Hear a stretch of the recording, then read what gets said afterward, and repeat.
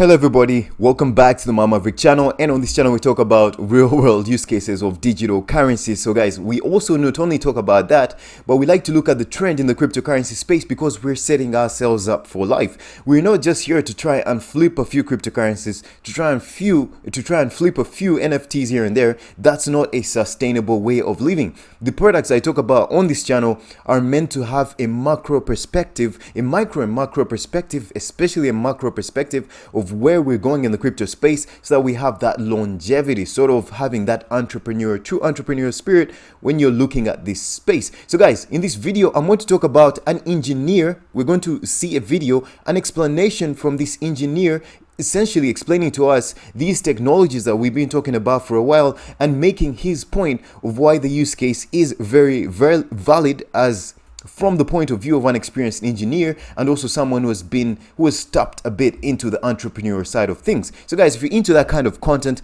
please don't forget to hit the like and subscribe button because it's very important for the growth of this channel. So guys, you see these cool things here. This is an application you can download on the App Store and the Google Play Store. Essentially, you can perform these different types of micromobility activities. If essentially in the future, they're going to implement walking, but for now, you can ride things like scooters, essentially devices that don't use an engine. They're powered by electricity or some form of renewable energy or sustainable energy. So you can download this app, collect points, and with time, these points are going to be transferred into the actual Mobix tokens, which can be converted into any other digital currency. So guys, there is more than meets the eye. There is way more than meets the eye. The technology behind this application is very complex and it's pretty cool. It's what we've been talking about the whole time. So you see that cool application, you see these cool graphics, you see this, and all this is lying on top of this technology, which is Fetch.AI. And these guys are leveraging things called digital twins, which were previously called autonomous economic agents, which are basically data modules that perform activities on behalf of their owners. These owners could be machines, they could be human beings, it could be between two machines, it could be between two business-to-business businesses or corporations, it could be between two peers or two people, it could be between a person and a machine, all kinds of things. Now, all those concepts are going to be explained by this guy here. Who's this guy? Michael Shea, Director, Identity Science Practice, Managing Director, Vienna, Austria. Michael Shea directs wider team's identity science practice. He contributes to the evolution of digital identity practices, standards, and technologies in collaboration with government agencies, industry research groups, and NGO working teams. He's a founding member of My Data Global and My Data Austria Hub. Michael co-authored 2020's Sovereign Identity and IoT white paper. Guys, this guy co-authored this white paper right here, but we'll get into that in a bit. So Michael has over 30 years of leadership in the technology sector, working in the United States, Canada, and since 2015 in Vienna. He ran a global consulting services business for Pitney Bowes Software. Over his career, Michael actively participated in all stages of the software business, from development, design, operations, and business development. He founded multiple businesses. Michael holds a mechanical engineering degree, a master's of engineering, and an MBA in innovation and entrepreneurship. Guys, the reason why I'm smiling is because I hold a mechanical engineering degree and a master's of engineering degree, which is known as an MEng degree, which is pretty much, which is nice. Okay, and there's other people as well, Michael Morgan, there's other people on the team. Most of them, pretty much, I think they're all from the UK, so that makes sense with the type of papers that he has. So guys, in this video, Michael goes ahead to explain to you, and I'm going to play this video for you. So he goes there to explain to you in a technical, proper to understand way of sort of the combination of these technologies. Bosch Global, the company that's partnered with Fetch.AI, Ocean Protocol, Festo, Mobix, the technology, and the parking agents that were built, that were demonstrated. And that's how we found out about Fetch.AI and Mobix through that event that was held in Europe. I forgot the place. I can't pick it up in my mind right now, but I've done videos about it, and if you type in YouTube, basically Mobix demonstrating with Fetch.AI their use case in mobility, type something like that, you'll find that in YouTube, or you can type it in Google, or you can go to Twitter and check out Mobix. So guys, Fetch.AI, before I play for you the video, these guys, they just went into a partnership, $150 million. This is just a summarization of the week, but there's many other things that are going on in the background. $150 million, sort of an exchange partnership they went into. Fetch.AI was seen on the NASDAQ billboards in Times Square. They went into a partnership with an F1 driver for the 2022 season. Fetch listed on Voyager or Invest Voyager, and there's many other applications, other websites, other exchanges where it's listed, and other also institutional custody wallets in which the Fed token is listed. They've grown 43% for the basically the market reacting to this news, and two new governance proposals were enacted. I'll put the link in the description. I did a video about these two proposals as well, so please check that link. If they're not yet expired, you can vote onto them. You can vote this specifically what you want to vote for if they're not yet expired. So guys, of course, a shout out to Fetch.AI Maxi. This is someone on Twitter. Let's fetch it. Okay, so much hype now. Fed is bullish, but these legends have been believers when things went down. Of course, they gave a shout out to me and a couple of other Hugo Mando, other people that have truly been in this ecosystem no matter what the market does. And the video that I'm going to show you today, I found out about this from Hugo Mando. Of course, it was posted by Mobix, but then I didn't see it earlier, so I found it. So just a shout out to him. And guys, these were the talking points. Basically, the person I've just introduced you to, he talks about decentralized identities, verifiable credentials. Of course, he introduces himself. Then from the 1945, he starts talking about Mobix, Fetch.AI economic agents, the digital twins, which is the new name that's being given to these Fetch.AI autonomous economic agents. He mentioned the technology, the use case, and then how partnerships like Festo, he didn't mention Festo, but he talks about original equipment manufacturers and basically industrial standards being developed through the partnerships of Fetch.AI, other companies, and Mobi. There's a company, Mobi, which has collectively gone into partnerships or grouped with multiple partners so that especially automobile partners, so that they can develop industrial standards as this space move forward. And he alludes to how important these standards are, especially to the automobile industry. And as we move into IoT, he talks about how IoT devices connect, what they require, and how some of the practical use cases that we've seen today are actually usable. So randomization, we know Fetch.AI has randomization. It has a random number generator. It's basically tapping into all these things. He talks about how they use also the Go language implementation of that, the peer-to-peer transactions, and how this IoT thing ties into cities, towns, mobility, trade, energy, and these are some of the factors that are needed if we were to see a prospering IoT infrastructure. Just about Ocean Protocol, the companies that are involved, and he talks about his speculation of how we may soon see an acceleration in the industrial IoT sector, because most of the development is done on a business-to-business level, which makes it easier to interact as opposed to dealing with customers, advising them on what wallets to download, what software to get. The businesses know what they need. So this is the paper that he co-authored. Very cool. You see there is a lot of mention of the digital twins, which is the new name being used by Fetch people, by the Fetch standard, by the Fetch company.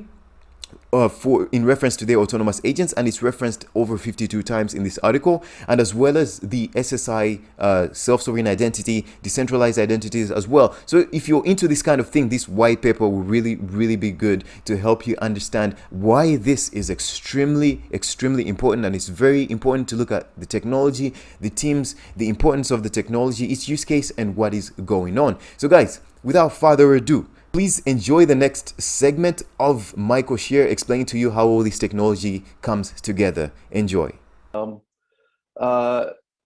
Next, looking at some POCs and some pilots that are underway. This deep parking multimodal mobility POC, actually I just came across this very recently.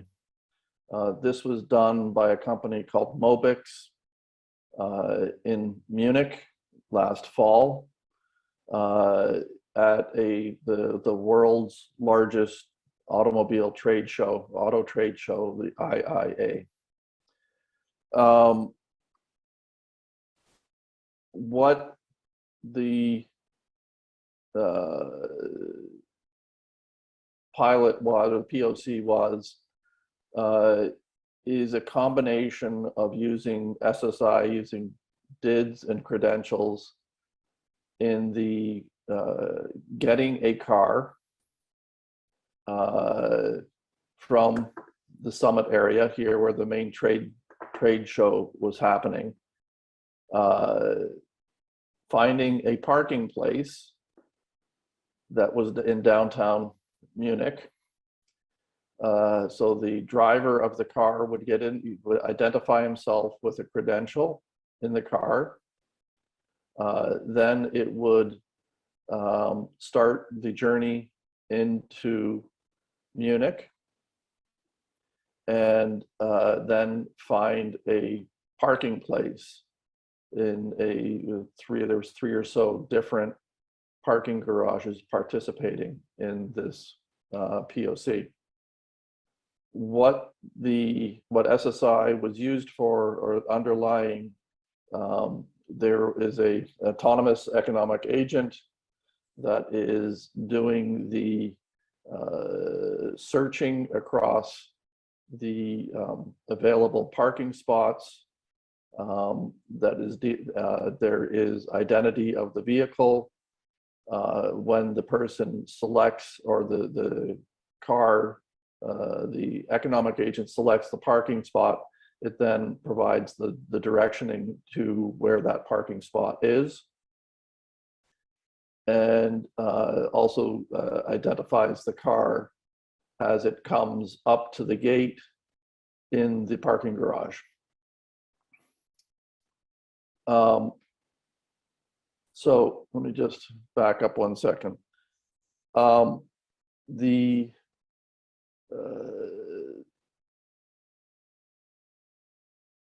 me stop. In the system, they used a virtual autonomous agents to register the available parking spaces, and a micro-mobility use case around the user's location. The system was powered by SSI based on the Aries framework Go, and included the Mobix wallet, which is an edge agent, and it handles the communication between the car and the parking hubs. Parking hubs provide the parking info, and these were also cloud agents that issued reservation credentials. All the electric vehicles, and there was 3 or 4 vehicles in this pilot, were equipped with Raspberry Pis and mobile data to enable an SSI cloud agent.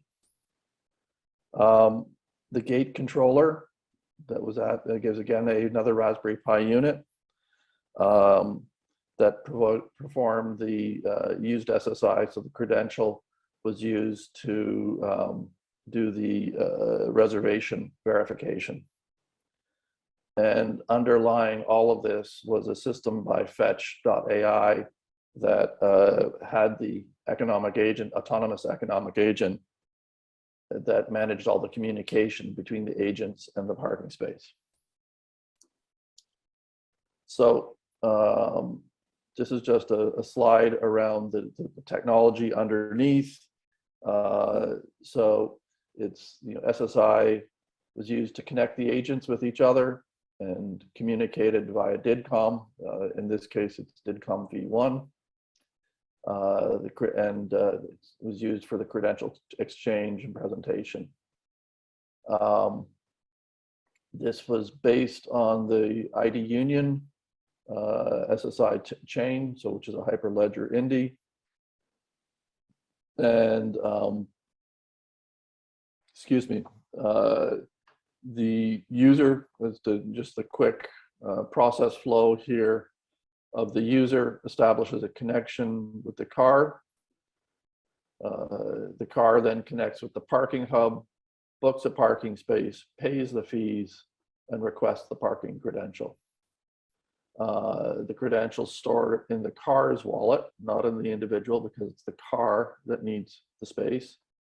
And as it approaches the parking garage, it connects with the gate control unit and presents the credential. The gate control unit then opens the gate after the verification, and the person parks the car.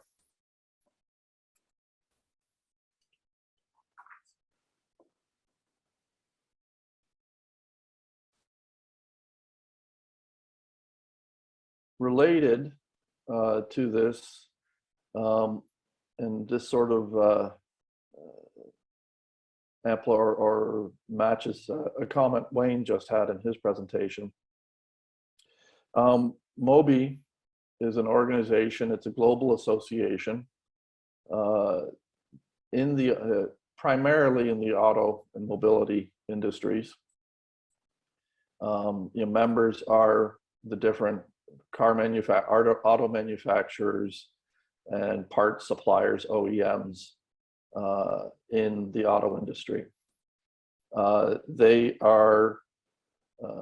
have been working on this to creating an ecosystem around vehicles and mobility. The purpose of MOBI is to create standards, reference architectures, and governance models for the mobility industry for connected vehicles. The first two use cases that they have worked on is around vehicle registration, and that's essentially the birth process, if you will, of a car or a mobility device. The vehicle registration is referred to as a VID or a VID, which is a combination of the VIN, which many people will be familiar with as the vehicle identification number, a long alphanumeric string, and a DID that they are then anchoring. So they're creating using DIDs to create that digital vehicle ID today. The vehicle ID, the VID, is used then to unlock a range of new services. These are covered here: the asset visibility, data provenance, anchors for additional use cases, and as we just talked about, autonomous economic agents, connecting to autonomous economic agents. Asset visibility is then to provide, should be regarded as providing the traceability and visibility of the life of the vehicle. I think anyone who has purchased, particularly a pre-enjoyed or secondhand car, all knows the uncertainty of what's happened to this vehicle over its lifetime. Has it had an accident? Has it had some major problem? Has it had all of the appropriate recalls or safety items fixed and addressed within the car? The objective here is to make that completely transparent and traceable over the life of the car. The data provenance, then the VID is used to secure data exchanges at the edge. So that again, this is something that within the IoT community, having that traceability and data provenance of knowing where the data has sourced from, where it has come from, is extremely important and valuable in the economic process. It's also looking at an anchor for additional use cases. And we touched on the economic, the autonomous economic agents from the transaction perspective of what's happening in the Mobix use cases. As we would expect, there is similarity in the approach of the data of the vehicle stays with the vehicle. So the data is the data from the VID data is stored on the vehicle, and it's under the control of the owner of the vehicle. Also similar conversations of the agents that are involved here, whether they're in the cloud and at the edge, and it's a combination of both.